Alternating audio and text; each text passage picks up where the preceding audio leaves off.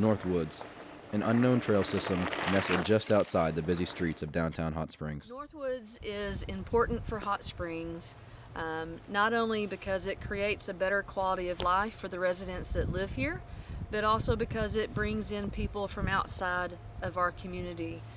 This is a very big tourism attraction for Hot Springs. We bring in people from all over the country and outside of the United States to enjoy our world-class trails on the property. The history of Northwoods goes back to the founding of Hot Springs.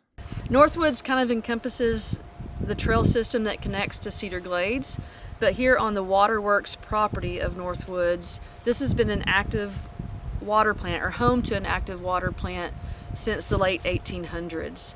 And so back in the day, this used to be the place, and sitting here on this point, where people would come and picnic. They would put paddle boats out on the water and spend all afternoon here. Several years later, they took these 3 lakes or reservoirs on property offline, and they are no longer used for our drinking water. The Northwoods trail systems are constantly growing. And then in the late 1900s, almost 100 years later, we had a group of local mountain bikers that wanted to hold a mountain bike race here. And so in early 1990s, they were able to build trail out on the property, and they held a cross-country mountain bike race called Attila the Hun here every year. I see us expanding and building more trail on property. The plan is to have 40 plus miles of trail on Waterworks specifically that connects to Cedar Glades Park in the county, which has 10 miles of trail. I think people can come out here and kind of relax and get away from the hustle and bustle of life and really enjoy the outdoors. A local mountain biker has stated, "It's a great activity. It's outside, a beautiful day like today, and it's good exercise, and so it's very local, and it's just a great place.